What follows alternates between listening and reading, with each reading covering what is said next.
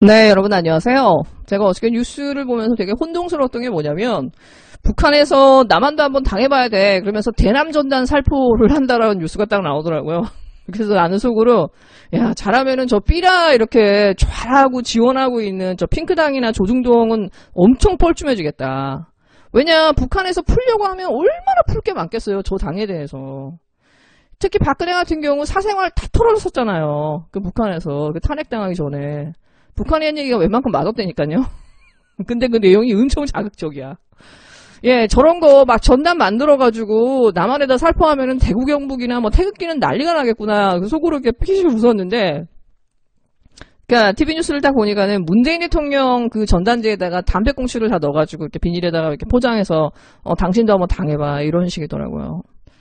그걸 보면서 참 혼란스러운 게 뭐냐면 정말로 삐라 문제가 정말 자기들이 말하는 것처럼 최고존엄을 건드렸다는 거라면 이 문제를 해결할 수 있는 방법은 되게 많거든요.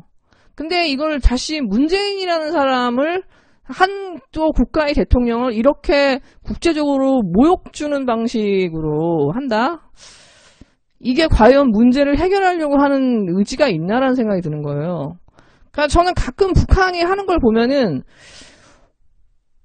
단순히 감정을 발산하려고 하는 건지 그게 목적인 건지 아니면 문제를 해결하려고 저러는 건지, 그러니까 굉장히 모호한 메시지와 혼돈과 정신분열적 메시지를 줄 때가 되게 많거든요. 그러니까 받고 싶은 게 있고 해결하고 싶으면 그 분명하게 말하면 되거든. 근데 막 화를 내고서는 그리고 뭔가 이상하게 문제를 해결하려고 하면 그게 아니야! 그래서 막 또 막 이게 뭔가 아니 저는 이렇게 북한을 보고 있으면은 그냥 이성적이라는 생각이 잘 안 들어요. 솔직히. 진짜 삐라를 살포하는 저런 애들, 저 정말 저질의 삐라를 만든 애들, 그 다음에 저들을 정치적으로 지원하고 돈을 대주는 집단은 따로 있는데 그네들은 납두고 사실은 이 대북전단 살포를 대통령 되자마자부터 반대했던 문재인 대통령한테 모든 걸 전가하려고 하는 거는 저는 솔직히 좀 그 방식이 좀 이해가 너무 안 되네요. 네, 차라리 문재인 대통령한테 좀 힘을 실어달라고 남한 국민들한테 우리가 지금 많이 힘들다. 문재인 대통령이 이 남북 화해 협력을 잘 해나갈 수 있도록 남한 국민들이 좀 많이 협력해주고 문재인 대통령을 지지해달라. 그렇게 하면은 정말 마음씨 좋은 대한민국 국민들이 얼마나 지금 이 상황을 해결하기 위해서 분주하게 뛰겠어요. 안타까워요.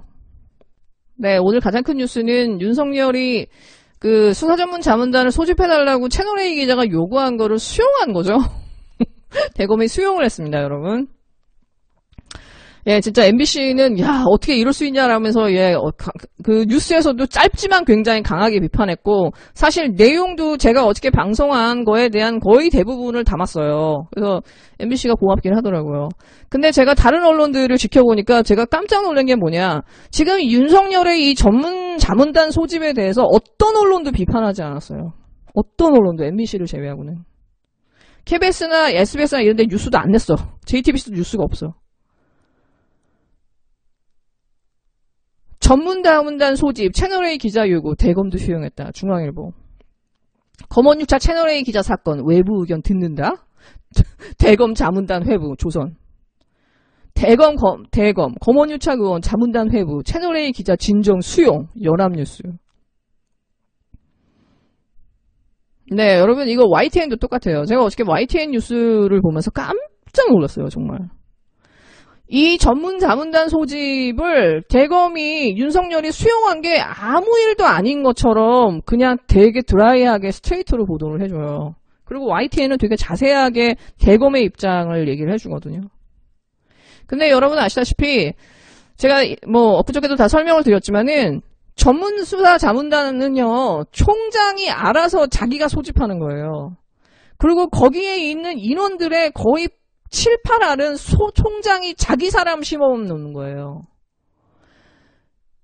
그리고 이 수사 자문단은 애초에 이동재라고 하는 이 피의자가 신청할 자격 조건이 안 돼요. 얘가 원래 정말로 기소에 문제가 있고 수사에 문제가 있다고 생각하면은 이재용 부회장이 신청한 수사심의위원회를 신청하면 돼요. 다양한 직군들이 이렇게 구성되어 있는 250명의 풀 중에서 15명을 무작위로 작출해서 자기의 기소가 맞는지 안 맞는지를 확인하면 돼요. 그 정당성의 여부를 다시 재확인 받으면 되는데 얘가 뜬금없이 수사전문자문단을 신청한 거거든요. 자기가 자신이 없으니까 수사심의위원회를 포기한 거 아니에요.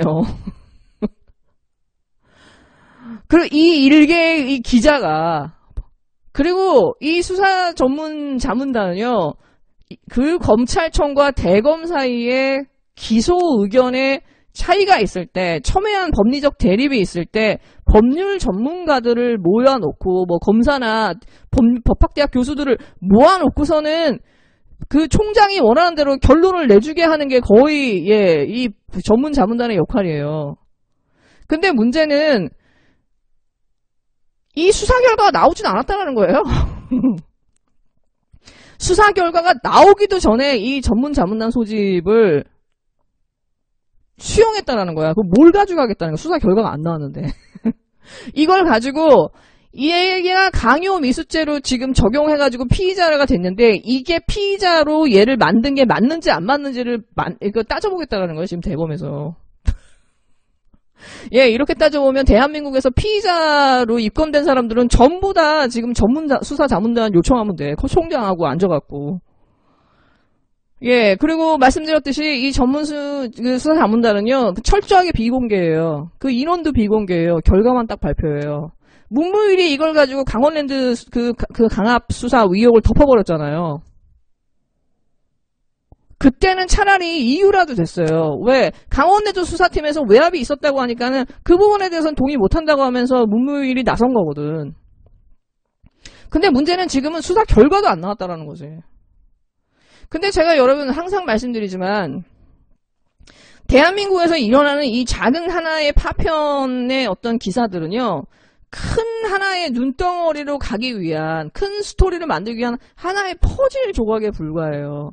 그렇기 때문에 어떻게 보면 대한민국의 여론은 어떤 빅브라더들에 의해서 여론이 이렇게 올라가고 있다라고 하는 거를 한번 항상 토다봐야 돼요. 예를 들어서 불과 며칠 전에 MBC에서 한동훈과 이동재가 5번 통화했다라는 뉴스가 딱 나오자마자 바로 그 다음날 윤석열의 똘만이라고 지칭되는 그 정진웅 검사. 윤석열이 요즘 자기한테 그 장모 사건부터 해가지고 전부 정진웅한테 맡기잖아요. 선거법 위반자부터 해갖고 다. 지금 정진웅이 사실상 윤석열의 그 오른팔이에요. 얘가 갑자기 한동훈 핸드폰을 압수수색을 하고 언론에 대대적으로 보도가 되거든요. 근데 3개월이 지났는데 한동훈이 핸드폰이 압수수색 되면 뭐예요? 내용이 아무것도 없을 텐데. 그러자마자 한동훈이 4달 동안 아무 소리 안 하다가 갑자기 입장문을 내면서 나는 피해자라고 하면서 지금 검찰의 수사가 공정한지 이거 봐달라고 얘기하거든요. 그러고 나서 즉시 이동재가 자기도 억울하다면서 왜 이철이랑 왜 제보자 X를 똑같이 압수수색하고 수사하지 않냐면서 자기의 수사의 형평성이 지금 잃었고 검찰의 수사는 지금 공정성을 잃었다면서 수사전문자문단을 요청을 해요. 그리고 자기의 그 혐의 강요미수가 될 수 없는데 이걸 가지고 자기를 비판한다고 하면서 언론의 자유를 이거를 침해당하고 있다라면서 이걸 요청을 하거든요. 이 코미디 짓을 하는데요. 여러분 보세요. 그러고 나서 윤석열이 이틀 있다가 이걸 딱 받아요. 이 윤석열이 이 전문자문단 소집을 받기 위해서 이미 얘네들은 얼마 전부터 머리를 다 짜고 아 그래 이거 어떡하지? 시간을 어떻게 더 끌지? 전문자문단 소집해. 그러면은 내가 컨트롤 할 수 있어. 그러고 나서 야 너 빨리 가서 압수수색해. 압수수색. 한동훈, 이동재 다 같이 정진웅까지 윤석열까지 다 같이 하나로 움직인 거예요. 언론도 같이 도와주면서. 왜? 5번의 통화 내역이 있었다라는 게 이미 언론에 발표되니까는 이걸 더는 덮을 수는 없지만 어쨌든 간 뭉개기는 뭉개야 되는데 뭉갤 묘안을 짜낸 게 그거거든요. 그러다 보니까 다 같이 한꺼번에 움직였다고 봐요. 저는 짜고 친 고스톱이라고 봐요. 저는 대한민국에서 일어나는 이런 뉴스들은 특히 검찰발 뉴스나 언론 조중동에서 만들어낸 뉴스들은 이런 식의 짜고 치는 고스톱을 위한 하나하나의 낚시질과 파편 던지기의 연속이라고 봐요. 네, 지금 대한민국의 모든 수거 언론하고 핑크당이랑 이 척척이 이 찐득이까지 나서가지고 진짜 윤석열 구하기에 올인을 하고 있거든요. 반헌법적 발상에다가 뭐 대한민국을 위기로 처할 거다. 윤석열을 자르면 네, 진짜 얘네들은 얘네들의 뇌피쇼를 매일매일 돌리고 있죠. 여러분 이명박도 그렇고 박근혜도 그렇고 언론이 띄워줘갖고 대통령까지 만들었거든요. 쟤네는 여전히 저 방식에서 벗어나지 못하는 거예요. 저렇게 미화를 시켜줬어. 성공한 기업인, 성공한 행정가, 중도, 뭐 박근혜는 뭐의 딸 해가지고 형광등 100개 그렇게 했지만 철저하게 민심의 외면을 받았잖아요. 이 둘 다. 그걸 받은 게 그 이유가 뭔지 아세요? 끊임없이 상식에 인간성에 반하는 짓을 반복적으로 하다 보니까 아무리 언론이 실드를 쳐줘도 안 되는 거예요. 쌓이고 똑같은 상황을 지금 윤석열이 똑같이 만들고 있어요. 끊임없이 상식에 반하는 짓을 하고 있어. 분명히 법과 원칙을 얘기를 하고 있는 인간이 지 장모 덮어줘. 와이프는 아예 기소도 안 해. 수사도 안 해. 자기와 관련된 비리는 다 덮어줘. 심지어 러브 오브 마이 라이프 한동훈을 지금 덮어주기 위해서 이 수사자문단까지 지금 무리하게 하고 있어요. 전혀 법리상으로도 지금 현재 맞지도 않는 이 짓을 일개의 기자가 신청했다고 바로 이틀 만에 이걸 수용하는 거는 결국 한동훈을 구하겠다는 거잖아요. 한동훈이 세상에서 제일 소중하지. 솔직하게 얘기해봐. 예. 근데 이 윤석열이 모르는 게 있어. 이런 식으로 상식을 반하게 되면 국민들하고는 멀어진다는 거지. 아무리 언론이 띄워주고 저런 입진보들이나 이런 것들이 나서가지고 제 사람을 뭘로 이렇게 만들어준다 하더라도 그거는 걔네들의 내피셜일 뿐이에요. 그 도도하게 흐르는 그 민심에서의 이 반인간적이고 반상식적인 그 사람을 더는 받아들일 수 없다는 거지. 옛날같이 이명박이나 박근혜처럼 포장될 수 있는 그 이미 그 정도를 넘어갔다라는 거예요.